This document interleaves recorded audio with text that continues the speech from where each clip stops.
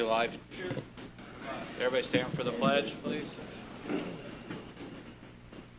I pledge allegiance to the flag of the United States of America and to the republic for which it stands, one nation, under God, indivisible, with liberty and justice for all.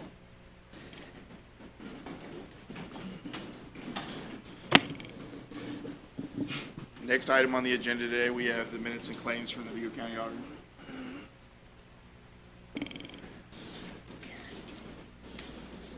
Is your mic on, Jim? Yeah, there we go.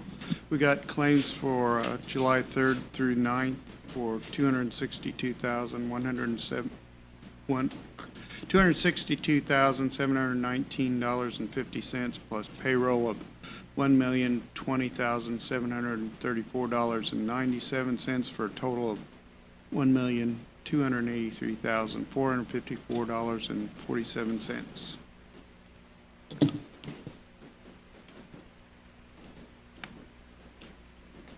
Questions?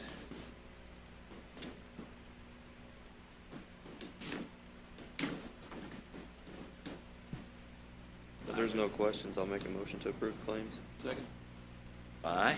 Aye. Aye. Oh, there's another one. Oh, okay. We got more. Got the claims for July 10th through 21st, through July 10th through July 16th for $390,319.05.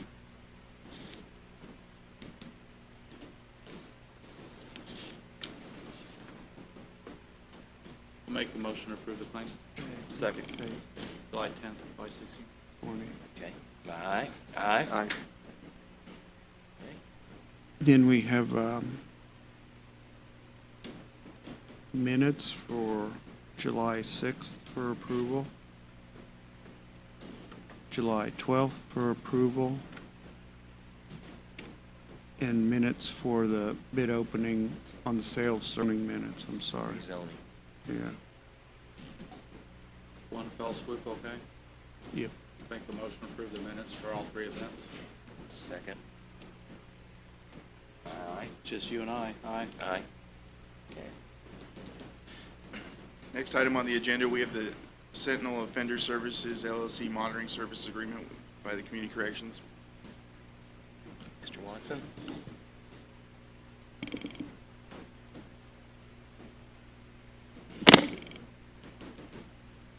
Good morning. I'm Bill Watson, Director of Court Services. What this is an expansion of the current system we have, or the agreement we have with the kiosk system that we operate for the pretrial program. We're adding additional features to that, so that would require an update of our existing contract, which is what this is today. What this is a success, right, Bill? Yeah, it is actually, because of the growth with the pretrial program and the number of people in it. We've added additional features to compensate for that without adding additional staffing. Any questions about that? But no changes, it's the same as before. Yes. Make a motion to approve. Second. Aye. Aye. Next item on the agenda, we have the Vigo County Community Corrections Medical Provider Agreement. This is an expansion of a contract, same thing that you've already approved. It's adding additional therapists for the dual diagnosis program. Again, the growth in the numbers of that is requiring that we utilize another therapist for that population as well. An additional therapist. Yes. Are they local? The psychiatrist is local. One of the therapists are local and one is not, Brent. So how many are we doing, or are we doing them by remote now? Yes. Okay. Are we The lo- doing in person? The local psychiatrist is doing some in person. She's doing some telemed as well. The therapy, some is in person and some is telemed. Kind of a mixture.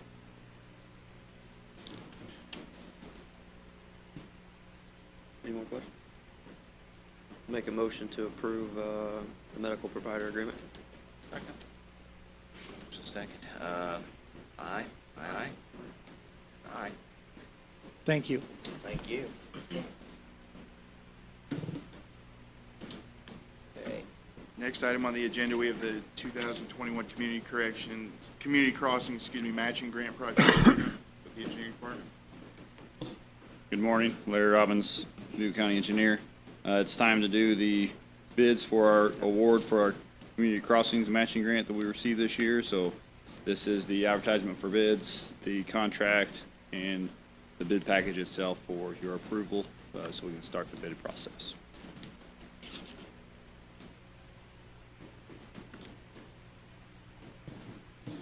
Questions?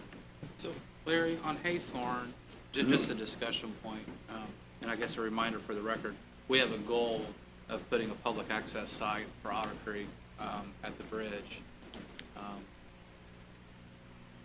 Wait, is it, that's not Haythorn, That's not Haythorn, that's Hasselberg. Hasselberger, sorry, get my H's mixed up. Okay.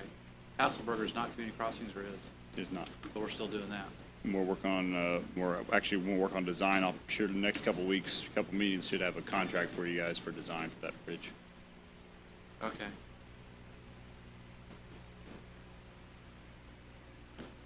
Yeah, these are all overlay projects. We are gonna do a little bit of milling on Haythorn, to keep What does that- overlay mean?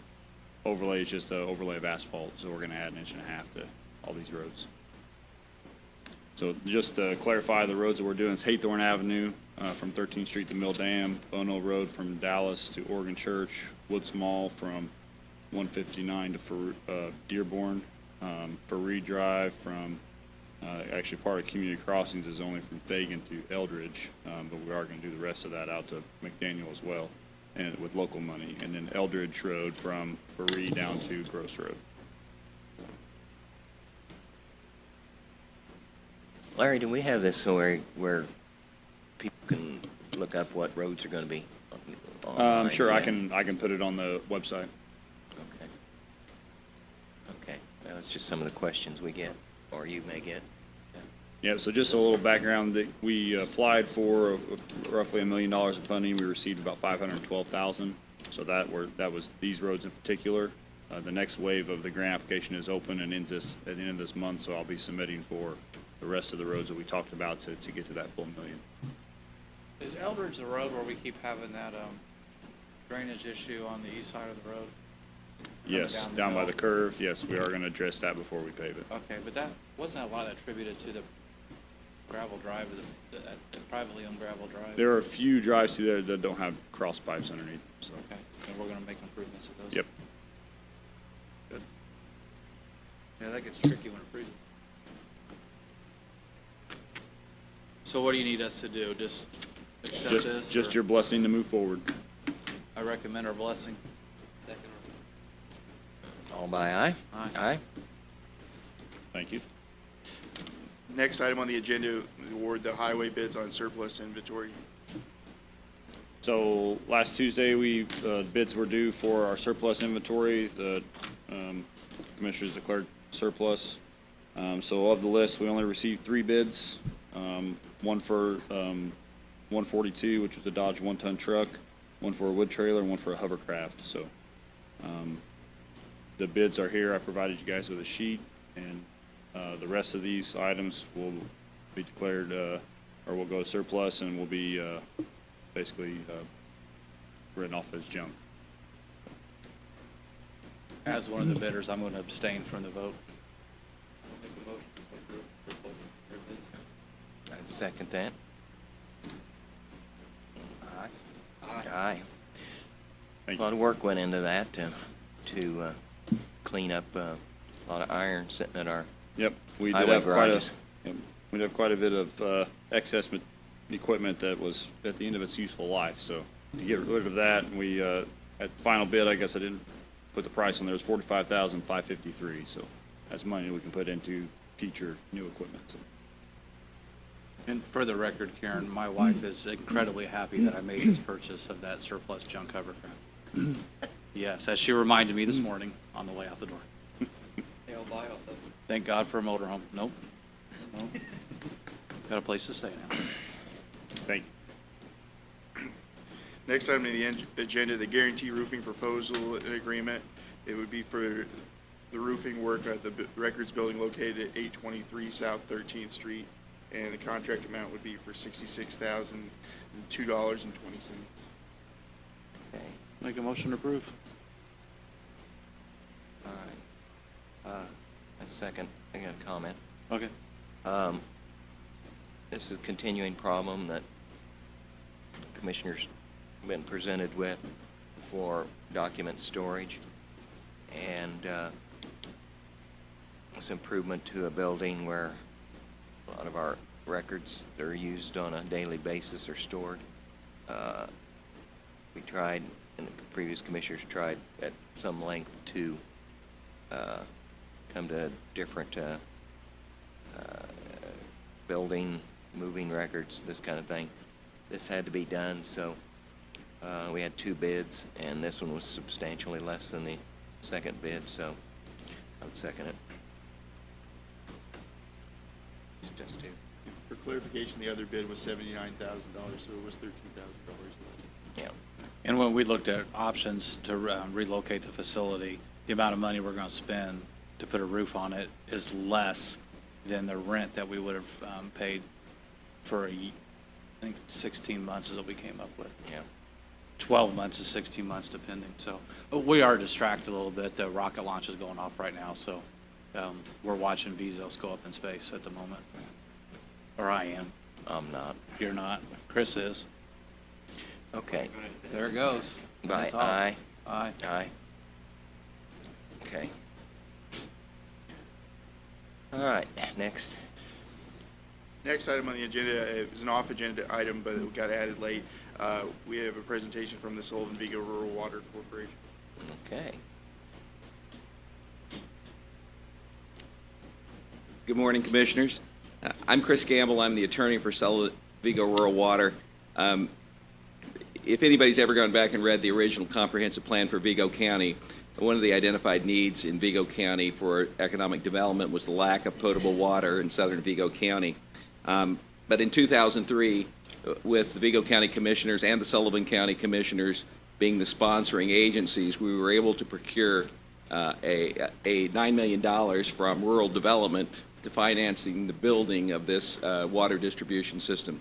It serves Pearson, Linton, and Prairie Creek Townships in Vigo County, and Curry, Fairbanks, and Terman Townships in Sullivan County.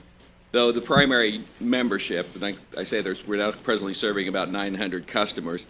I think there are 600 approximately 600 families in Vigo County that now have good potable water as a result of this project. Unfortunately, when the project was bid in 2004, we were in the middle of the Iraq War, and pipeline prices had sort of done what lumber prices have done recently. As a result, we had to cut over 20 miles of project out of the final system simply because of those financial constraints.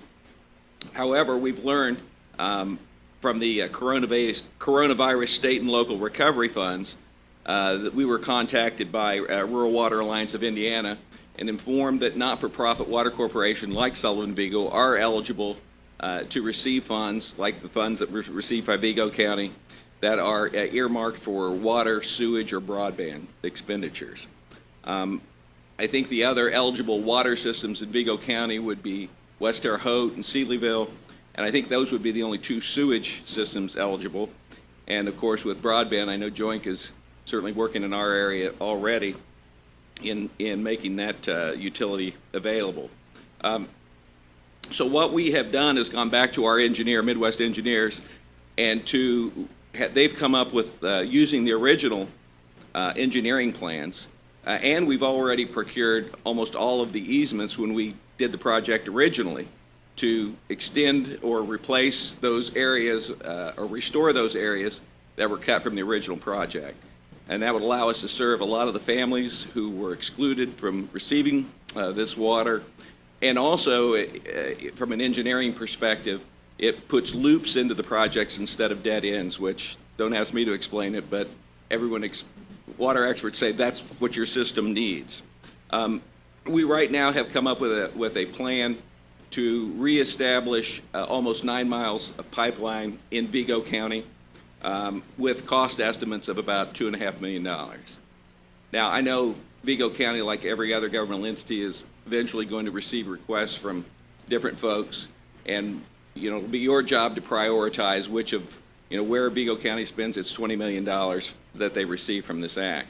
And we're wanting to put this before you now. It is shovel-ready, and I know you folks have heard from, in fact, we've got folks here this morning that live in one of the communities along Battle Row who are really having serious water problems. It was a mile of the project that was cut out when we had to make those line cuts back in 2004. We've also spoken with the Sullivan County Commissioners last evening. The extensions in Sullivan County aren't nearly as extensive. It's about $1 million estimate for the Sullivan County extensions, which again would restore lines and create the loops that everyone tells are important for the effective running of these water systems. Bianca Gamble's here. She's the president of Sullivan Vigo. Is there anything you want to add?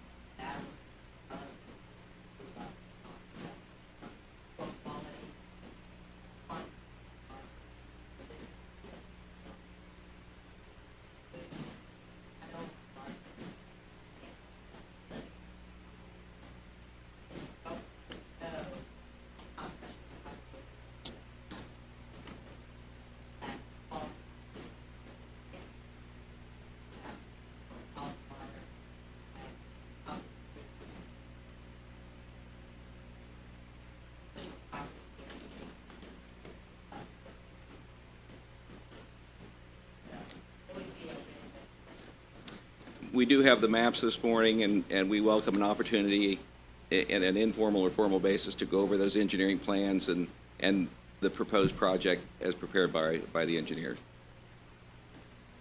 Thank you. Any questions? You're serving 900 customers now? Yes.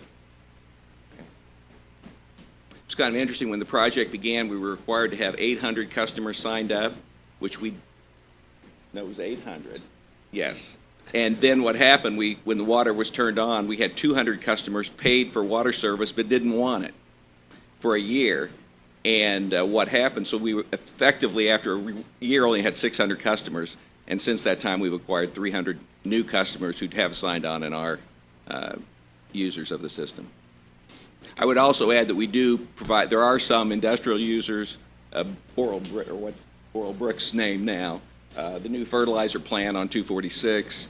So there are some industrial users, but it's primarily a residential system. I'm the Vigo County Parks Department. You get, and your supplier's Indiana American? Yes. Yeah, Indian American's not eligible to receive these funds, is my understanding from the documents I've read, but they would obviously receive an indirect benefit if we're able to supply more water or purchase more water from them.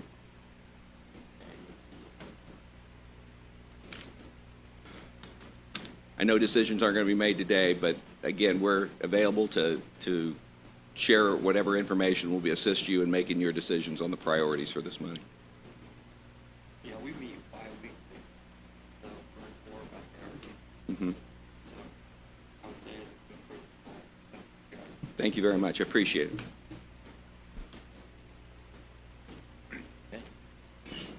Next item on the agenda, we have comments from commissioners or other elected officials.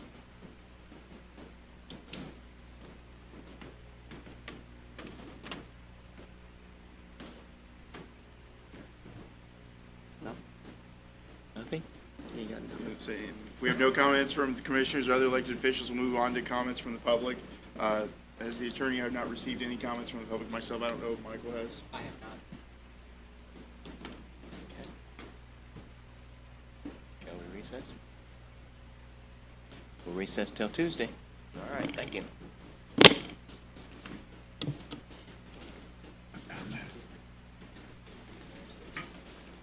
Does that say boobs? I'm down right now. That's sweet, though. Kids are so sweet. Yeah, I know that you end up being the hero to somebody. So I need someone in my life I can do no wrong in front of. Well, you know, until they get to a certain age, then you do nothing right.